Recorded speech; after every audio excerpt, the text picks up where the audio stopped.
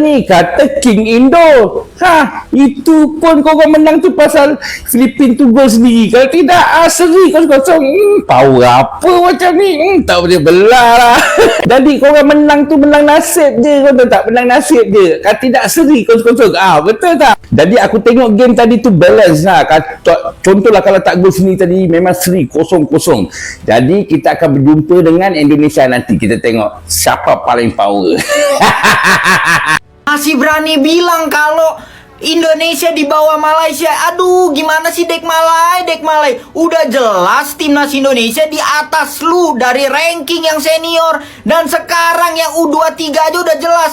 Tutorial gol lawan Filipina ada di YouTube PSSI Timnas Indonesia. Silakan cek ya untuk pemain Malaysia, untuk warga-warga negara Malaysia, silakan cek nih tutorial gol dari penguasaan bola Timnas Indonesia aja unggul 63% dibanding Filipina, dan Malaysia kalah 2-0 melawan Filipina. Aduh, masih bisa bilang Timnas Indonesia di bawah Malaysia. Aduh, Dek Malai. Heran gua nggak ngerti lagi dah.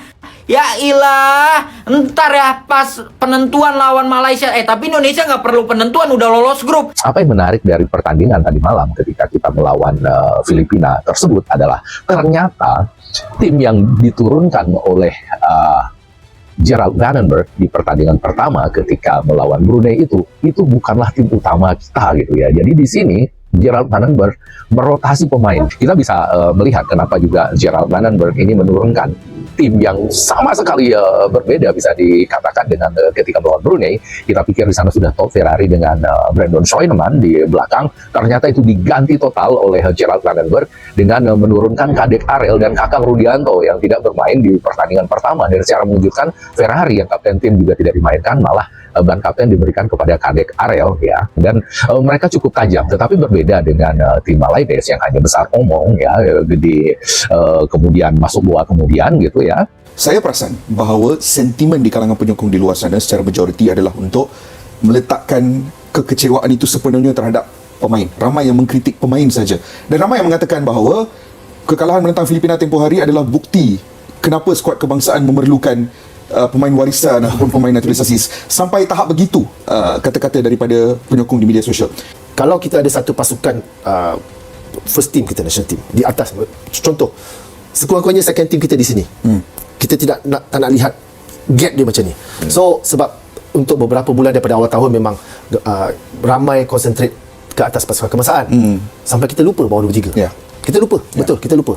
Jadi sekarang ni dengan kejohanan ini, mungkin kejohanan ni tak besar. Jadi untuk mereka bekerjasama di kejohanan pertama mereka, terutamanya Nafuzi adalah is a pressure. Dan saya rasa Nafuzi pun dia tahu bahawa apa kualiti yang dia ada. Sebab tu mereka set target ke separuh akhir. Dan apabila kita melihat perlawanan pertama, ramai kata kita langkah kiri. Bagi saya betul langkah kiri, tapi ianya bukan ke depan langkah kiri tu. Dia macam langkah kiri tu ke belakang. So even worse.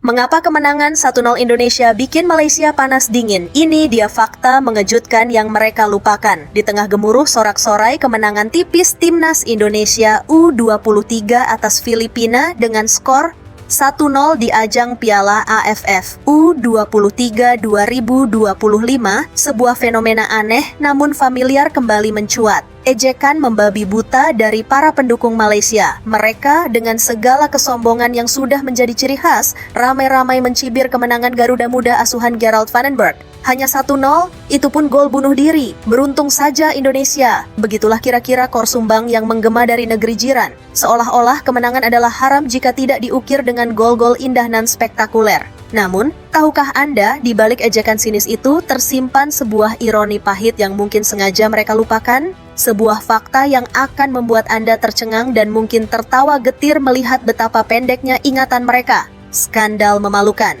Malaysia dibantai Filipina, tapi kok masih berani ejek Indonesia? Ini bukti mereka hidup di dunia khayalan. Sungguh menakjubkan melihat konsistensi kesombongan para pendukung Malaysia. Mereka seakan-akan adalah tim terbaik di Asia Tenggara, tak terkalahkan, tak tersentuh. Sebuah ilusi yang terus mereka pupuk, bahkan ketika kenyataan menampar wajah mereka dengan sangat keras. Ingatkah Anda beberapa hari sebelum Indonesia mengalahkan Filipina, tim U23 Malaysia justru dibantai habis-habisan oleh Filipina di ajang yang sama? Ya, Anda tidak salah dengar. Tim yang mereka anggap remeh, yang hanya bisa mencetak gol bunuh diri ke gawangnya, justru pernah melumat habis kebanggaan mereka sendiri. Bagaimana bisa, setelah dihancurkan oleh tim yang sama, mereka masih berani mendongakkan kepala dan mencibir kemenangan sah Indonesia? Ini bukan lagi tentang rivalitas, ini tentang delusi massal yang patut dipertanyakan. Dunia khayalan macam apa yang sedang mereka huni? Rahasia terbongkar, 7 pemain inti Indonesia. Sengaja disimpan, Malaysia bakal jadi singa ompong tanpa taring. Dan inilah bagian yang akan membuat para pengkritik dari Malaysia terdiam 1000 bahasa, atau mungkin pura-pura tidak mendengar. Di balik kemenangan 1-0 yang mereka ejek, ada sebuah strategi brilian dari pelatih Gerald Vandenberg yang mungkin tidak mereka sadari, atau sengaja mereka abaikan. Tahukah Anda, ada sekitar 7 pemain inti Timnas Indonesia U23 yang sengaja tidak dipanggil untuk Piala AFF. U23 ini, mengapa? Karena mereka dipersiapkan untuk panggung yang lebih besar, yang lebih bergengsi, Piala Asia U23. Bayangkan, dengan tim yang seadanya saja, Indonesia berhasil mengalahkan Filipina. Lalu bagaimana nasib Malaysia jika Indonesia menurunkan skuad terbaiknya? Apakah mereka masih berani sesumbar? Jangan-jangan mereka hanya akan menjadi singa ompong yang hobi nyantap ubi kayu, kehilangan taring dan martabat di hadapan kekuatan sesungguhnya. Ini bukan ancaman, ini adalah prediksi berdasarkan fakta yang tak terbantahkan. Pundit Malaysia akui timnya balik kiri ke belakang. Apakah ini akhir dari era kesombongan mereka? Kecongkakan memang sering kali buta, namun ada kalanya kebenaran itu muncul dari mulut mereka sendiri. Menanggapi gelombang ekspektasi yang terlalu tinggi dari para penggemar mereka, seorang pundit sepak bola Malaysia akhirnya angkat bicara, dan pernyataannya sungguh menampar keras realitas.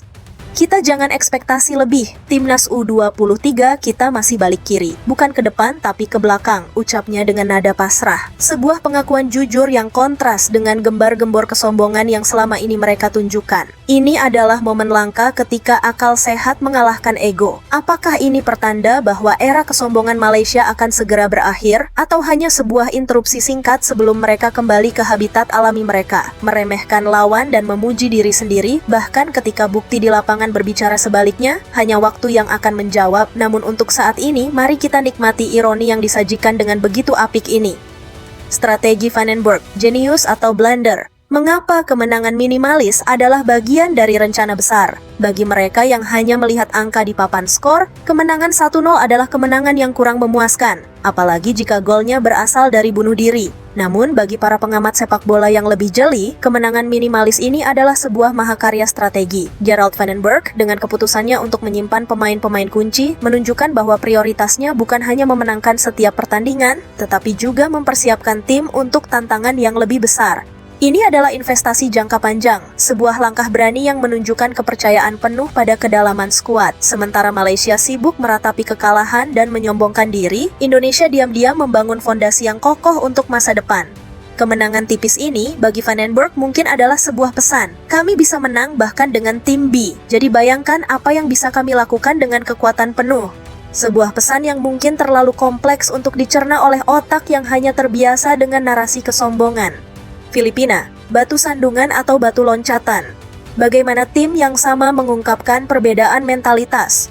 Filipina, tim yang sama namun hasil yang berbeda. Bagi Malaysia, Filipina adalah mimpi buruk yang menghancurkan harapan. Bagi Indonesia, Filipina adalah batu loncatan menuju babak selanjutnya. Perbedaan ini bukan hanya tentang kualitas pemain, tetapi juga tentang mentalitas. Ketika Malaysia tumbang di tangan Filipina, mereka mungkin menyalahkan keberuntungan atau faktor eksternal lainnya. Namun, ketika Indonesia menghadapi Filipina, mereka menunjukkan ketahanan dan determinasi untuk meraih kemenangan, meskipun dengan cara yang kurang glamour.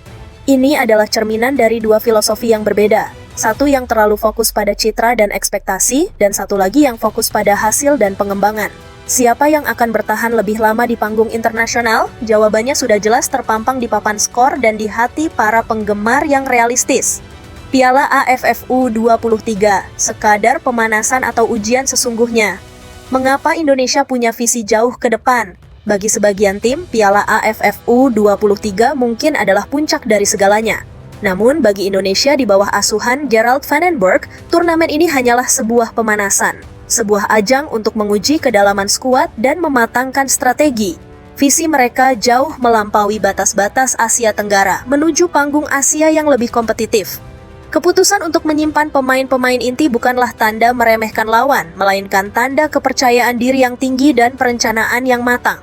Sementara Malaysia mungkin masih terjebak dalam euforia lokal dan persaingan regional, Indonesia sudah mengarahkan pandangan mereka ke cakrawala yang lebih luas. Ini adalah perbedaan antara tim yang hidup untuk hari ini dan tim yang membangun untuk masa depan. Ini adalah perbedaan antara tim yang hidup untuk hari ini dan tim yang membangun untuk masa depan. Dan di dunia sepak bola, visi jangka panjang seringkali menjadi kunci kesuksesan yang abadi. Pelajaran berharga dari kesombongan.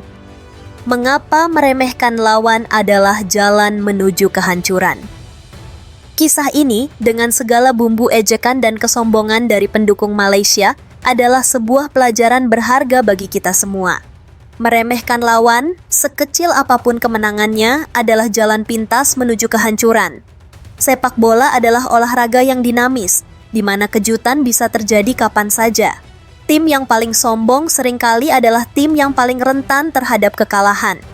Indonesia, dengan segala kerendahan hati dan fokus pada pengembangan, telah menunjukkan bahwa kemenangan tidak selalu harus datang dengan gemuruh sorak-sorai, tetapi bisa juga dengan ketenangan dan strategi yang matang. Jadi, biarkan saja mereka terus mencibir. Biarkan saja mereka terus hidup dalam ilusi superioritas. Karena pada akhirnya, fakta di lapangan dan hasil di turnamen yang lebih besar akan berbicara jauh lebih keras daripada 1000 ejekan sinis. Dan ketika saat itu tiba, mungkin barulah mereka akan menyadari bahwa kesombongan adalah taring yang paling tajam, namun hanya melukai diri sendiri.